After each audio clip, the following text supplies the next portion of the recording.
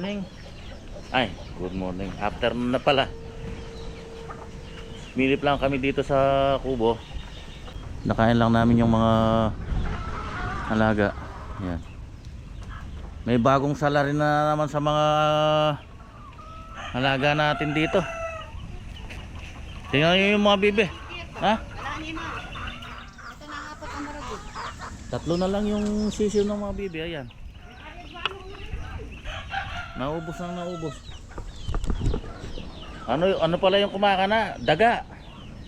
Kagabi pag uwi namin dito, nangilaw ako. Tapos nakita ko yung dalawang sisiw na bibe patay dito. Dito sa may nakatambak na kahoy dito.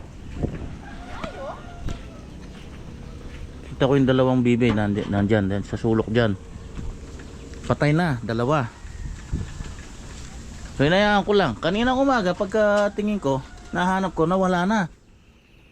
Kaya possible na daga yung kumakana. Kasi yung mga ibang kamote na tinambak ni Black Ninja dito na pinapakain sa mga bibe, nandito, yan o, nakatambak yung mga kamote, hinahakot ng daga.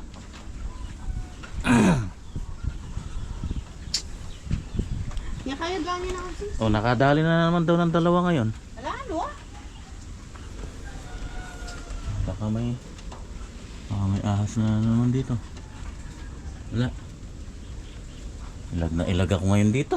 Grabe. Daga nandyan. May mga naglulunggan daga dito. Pagka natapos ng bagyo natin, sigain ko na lahat yung mga kahoy na to. Hindi na rin kami nagagatong eh. Kaya pamigay ko. Panggatong.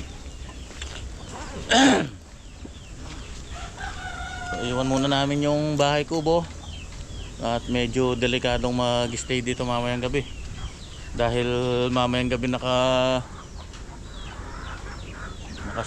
yung landfall ng ng super typhoon na si Uwan. So, para safe tayo, doon muna tayo sa bahay. Bukas na lang natin na bisitahin yung ating bahay kubo. Nabasa itong mga sinesave ko to eh. May magamit pa dyan eh. Sayang. Liwanag oh. Tahimik naman yung panahon. Wala pa namang gaanong hangin. Kanina malakas ang ulan. Nag-harvest pa naman sila ng kamote dyan oh. Puputik niyan. Good morning. Salamat naman sa Panginoon at tahimik na yung ating sitwasyon.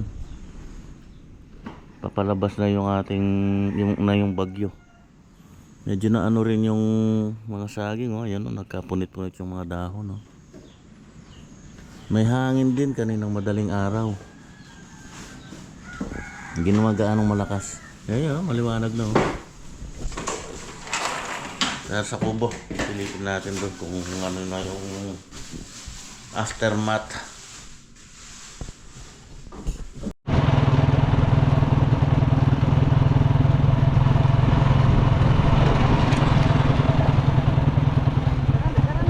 Tara, uwi.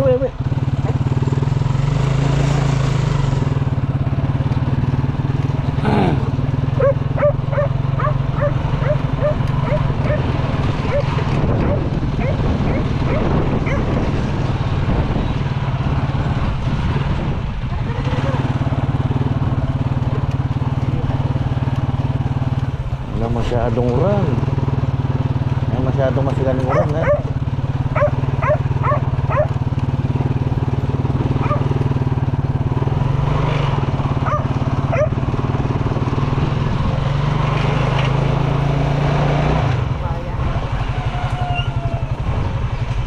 Ayun oh, ay.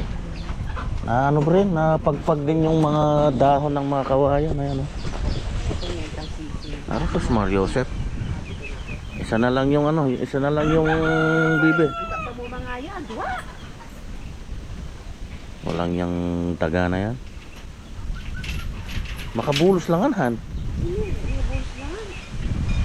Nakalabas lahat ng mga bibi. Hindi mo yata sinara yung kulungan eh.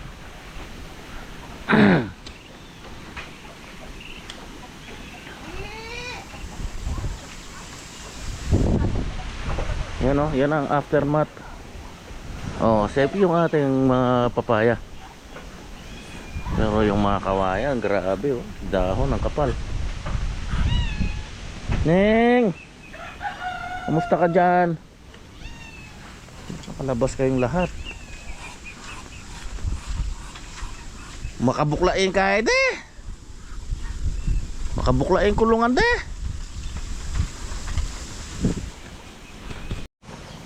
Bali yung ano ng saging. Dahon. Papunta dito yung hangin, yan oh, lakas ng ang laki ng hinapay ng mga ano kawayan. Yan oh, dati doon nakahapay ito eh. Dito papunta yung hangin.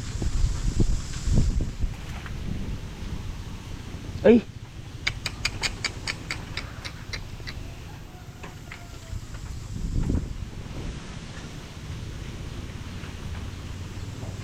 Sira ito na ano ng kawayan, natulak. Yan o, bagsak ko.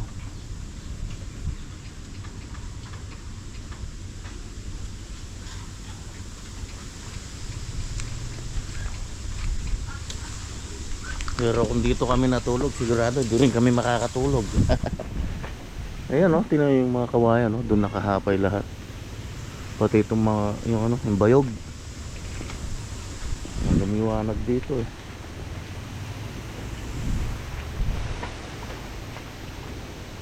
Buti na lang hindi nabuwal ito oh. Yan, so far wala namang malaking pinsala. Salamat naman. Ayaw nyo lumabas.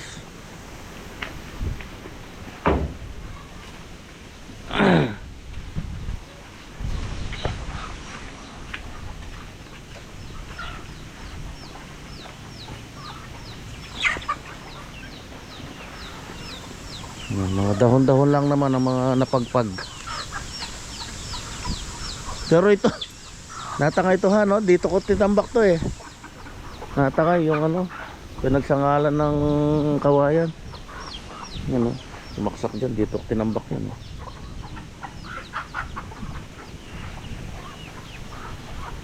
Isa na lang, iisa na lang. Eh, nako, 21 yan, isa na lang.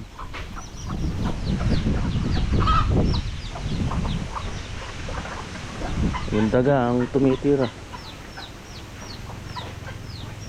Hanapit na rin itong tatlo na to sa baba. Sunod-sunod na yan.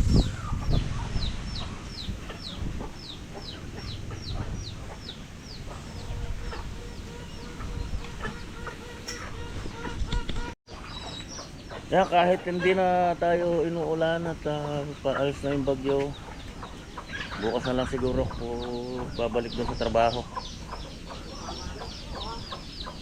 Medyo may kasungitan pa naman yung panahon eh. Hindi pa naman talaga todong lumalabas yung bagyo eh. Bukas na lang ako babalik dun sa trabaho. Kaya isa-is muna tayo dito. Linis.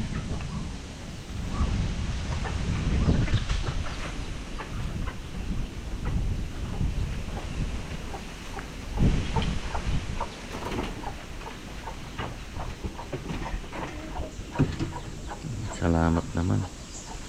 Ay, thank you Lord. At ganito lang inabot. Pero kawawa yung mga nasa ibang lugar na malalakas talaga yung ano, yung dinanas na hangin. Oh, napisa na. Oh, nakahiwalay.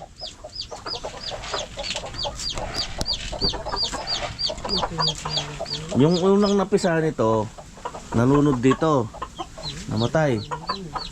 Tapos yung ibang mga itlog doon na kasama nun, nilagay ni Mahal dyan. Buti binalikan naman nito. Ayan o, napasa na lahat.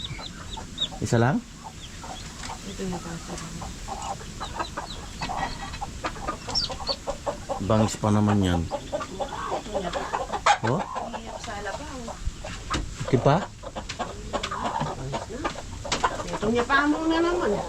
Baka ibaba na naman yan. Ito, ilan to? 8? Nahirap ito. Baka ito yung madali ng ano, ng... Kulong na rin, mag-isang laki yung dagis din.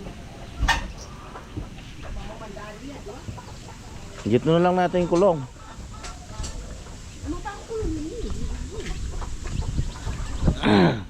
Ito hindi na kaya ng daga ito eh kasi medyo malalaki na to, hindi na niya kayang ano yan.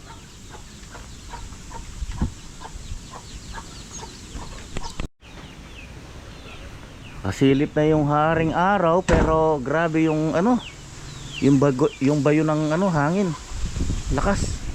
Kanina pa bumabayo. At yan yung mga kawayan dito lahat nakahapay. Papunta dito yung hangin eh. Hindi kami makatulog ni Mahal eh. Ano eh. Uugong.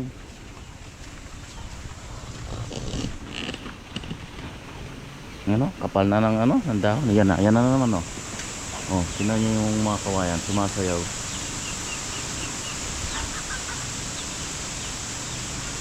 Dito lahat papunta.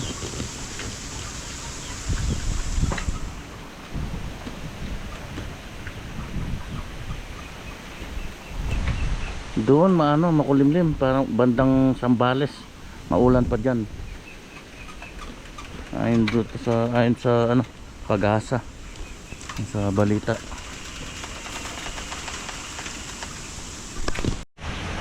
Ayan na naman, bumabayo na naman. Sayawan yung mga, ayan oh, sayawan yung mga kawayan oh. Muulan.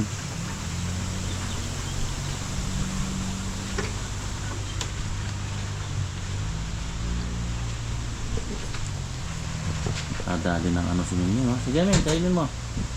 Dali ng ibon oh. Dali ng ibon oh.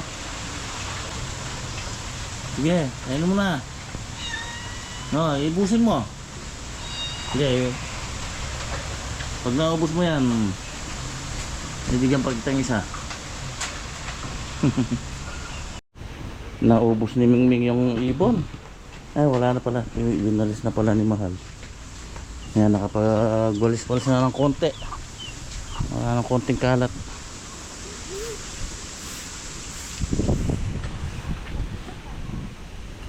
Yan na naman yung araw. Kanina maambon-ambon pa eh.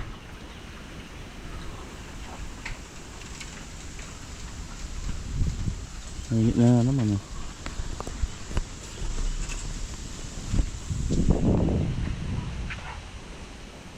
Subukan kong iumang yung ano mamaya, yung trap ng daga. Tingnan nyo, isa na lang natira dun sa mga bibe, mga sisiw. Ay, naku. 21, ayan, isa na lang. Delikado pa mamayang gabi yan.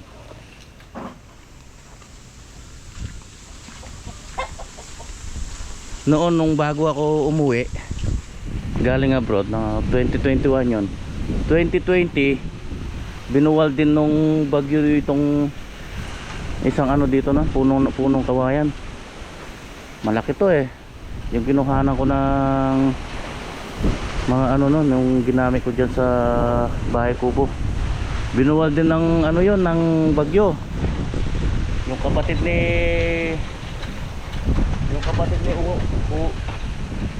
ni Uwan, si ano, si Ulysses ang bagyo nun na tumumba dito. Ano rin yun, November din na nangyari. Ba't pang mga ganyang ano, mga ganyang buwan dun umaano yung mga malalakas na bagyo? October, November yan. Yung mga huling letra ng ano, ng huling letra ng mga alphabets. Yung parehong yun eh. Ulysses. Tapos ito, Uwan. Kapatid ni Uwan, si Ulysses. Tapos yung ano pa, yung Yolanda. Why naman yun, yung mga ano, pagpatapos na yung patapos na yung mga letra. Yun yung mga malalakas eh, yung pahuli. Buti ngayon hindi naman talaga ano dito, sentro.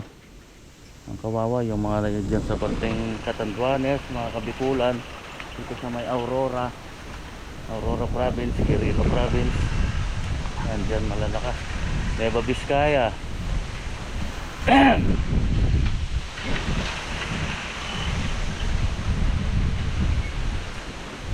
Buti na lang tinanggal ko yun dun, yung mga nakahapay kahapon.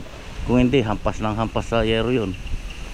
Dito ang ano eh, ang hampas ng hangin papuntang norte. Ganda ng mga sisiw nito. Palakisin mo yan ha, alagaan mo mabuti.